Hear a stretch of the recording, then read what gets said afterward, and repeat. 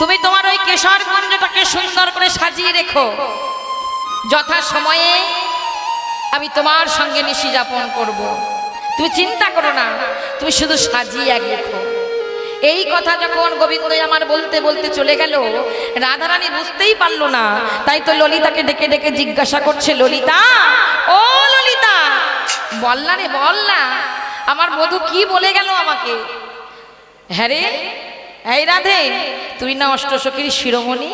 হ্যাঁ, তুই না অষ্টসখীর শিরোমণি, বিশ্বভানু রাজনন্দিনী, রাজার ঝিয়ারি হয়ে আর বধূর এই সামান্য কথাটা তুই বুঝতে পারলি না?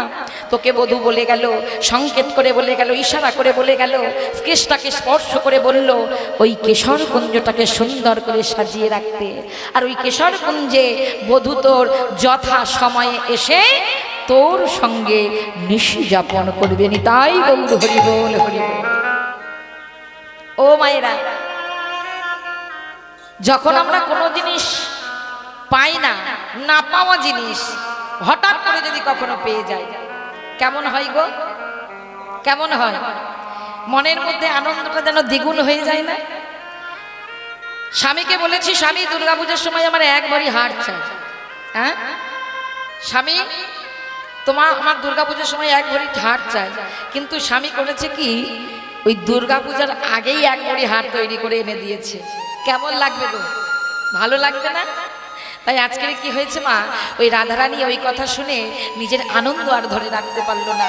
তাই নিজের আনন্দ ধরে রাখতে না পেরে কি করেছে মা, সমস্ত সখীদেরকে কাছে ডেকে বলছে, ও ললিতা, ও বিশাখা, আয় আয় আয়, তোরা সবাই মিলে আয়, আজকে সুন্দর করে আমি আমার বধূর জন্য কুঞ্জ সাজাই।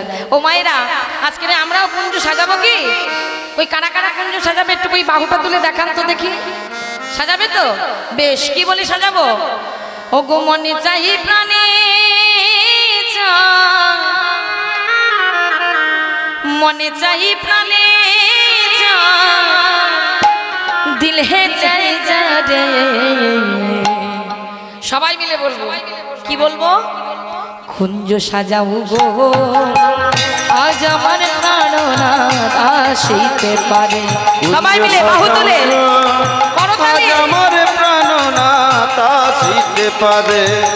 সাজাও গো আজ আমার প্রাণনাথ আসিতে পারে।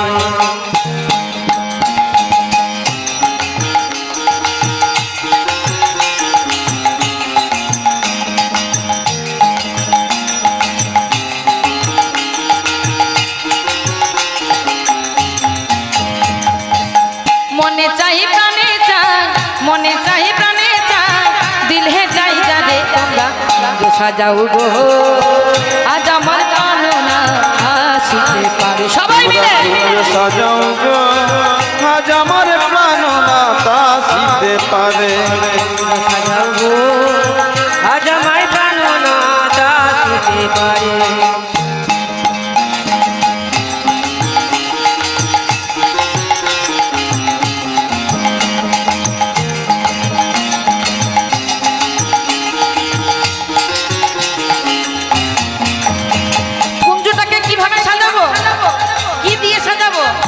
আতর গোলাপ চুয়া চন্দন ছিটাইয়া দাও ঘরে। হাতের গোলাপ চুয়া চন্দন ছিটাইয়া দাও ঘরে। চুয়া চন্দন ছিটাইয়া দাও ঘরে। হাতের গোলাপ চুয়া চন্দন ছিটাইয়া দাও ঘরে। গোলাপ চুয়া চন্দন ছিটাইয়া দাও ঘরে। সাজাও গো ফুলের বিছানা পবিত্র অন্তরে। সাজাও গো ফুলের বিছানা পবিত্র অন্তরে। সাজাও গো ফুলের বিছানা পবিত্র অন্তরে। তোমরা কুঞ্জ সাজাও গো আজ আমার প্রাণনাথ আসিতে পারে। তোমরা কুঞ্জ সাজাও গো আজ আমার প্রাণনাথ আসিতে পারে।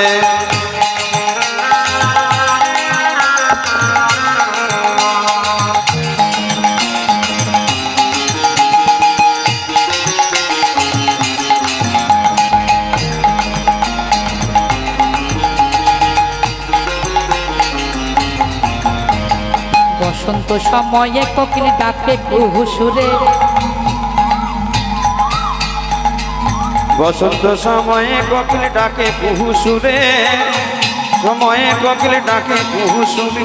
ওই বসন্ত সময়ে কোকিল ডাকে কুহু সুরে। যৌবন বসন্ত এমন ঘরে যৌবনে বসন্ত এমন থাকতে চায় না ঘরে তোমরা কুঞ্জ সাজাও গো আজ আমার প্রাণনাথ আসিতে পারে তোমরা কুঞ্জ সাজাও গো আজ আমার প্রাণনাথ আসিতে পারে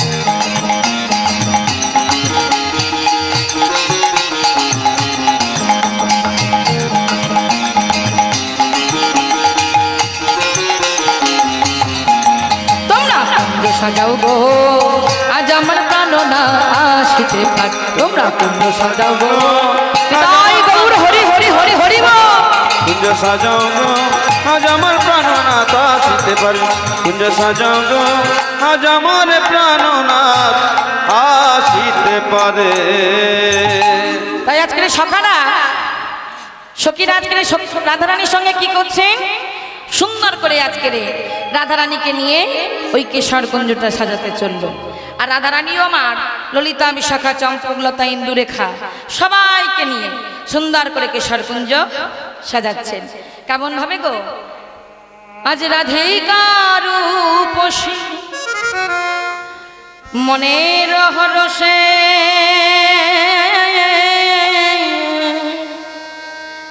কুসুম রচনা করে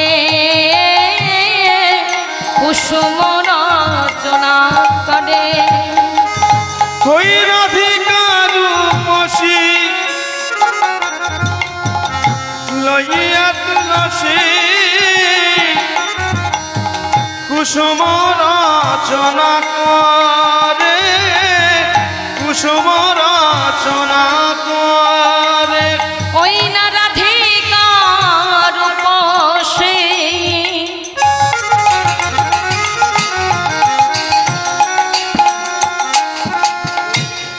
মনের হরসে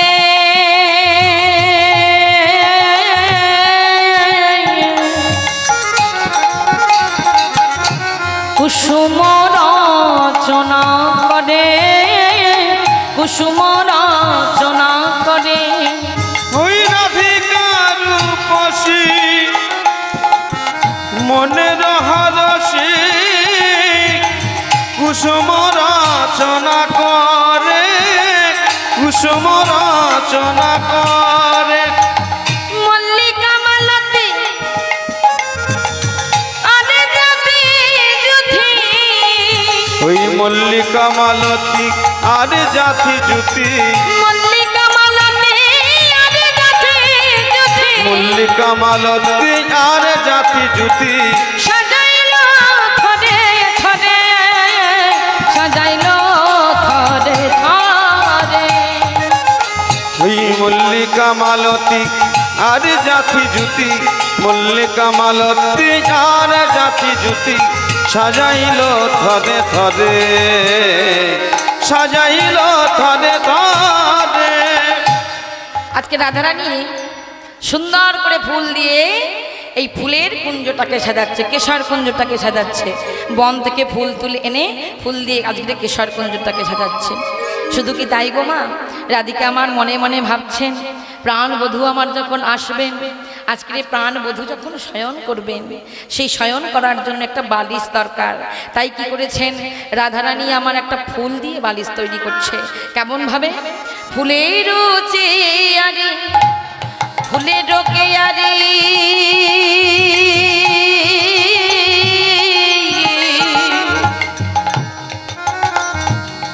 ফুলেতে ছাইল ঘর ফুলেতে ছাইল ঘর ওই ফুলের চেওয়ারি ফুলের কেওয়ারি ফুলেতে ছাইল ঘর ফুলেতে ছাইল ঘর ফুলের বালিশ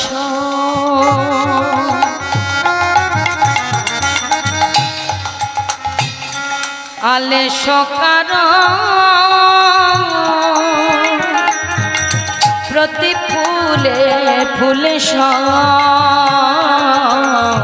ওই ফুলের বালিশ আলি সকার প্রতি ফুলে ফুলে সায় ফুলের বালিশ আলে সকান প্রতি ফুলে ফুলে ফুলের বালিশ আলি সকার প্রতি ফুলে ফুলে সায়। ফুল দিয়ে তো সমস্ত কিছু তৈরি হয়েছে, কুঞ্জ সাজিয়েছে, ফুলের বালিশ তৈরি করেছে গোবিন্দের জন্য। কিন্তু এই যে কেশরকুঞ্জে দাড়িটা হবে কে? দাড়ি তো একজনকে হতে হবে। কে দাড়ি হবে? শুকপতি শাড়ি মদন প্রহরী, সুখপ্রতি সারি মদন প্রহরী শুকপতি শাড়ি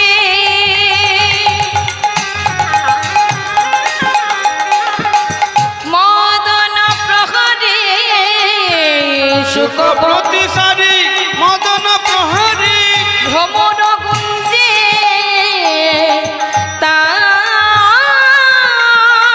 ওই সুখপ্রতি সারি মদন প্রহরী ভ্রমর কুঞ্জে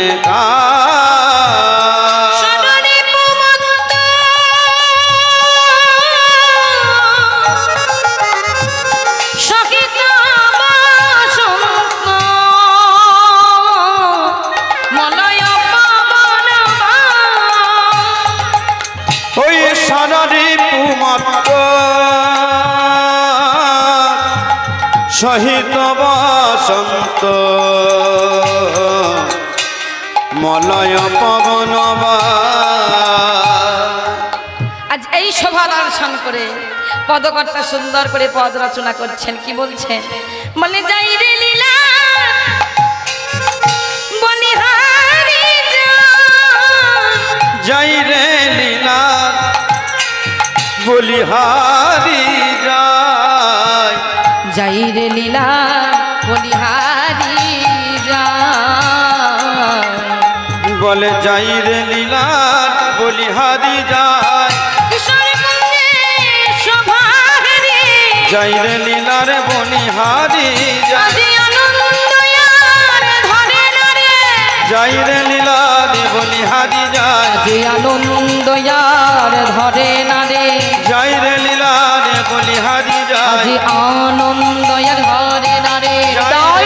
হরি হরি হরি হরি দয়া ঘরে না যাই রে লীলার বলিহারি যায় যাই রে লীলার বলিহারি যায় ওই সররিপু মাত্র সহিত বসন্ত মলয় পবন ওই সররিপু মাত্র সহিত বসন্ত মলয় পবন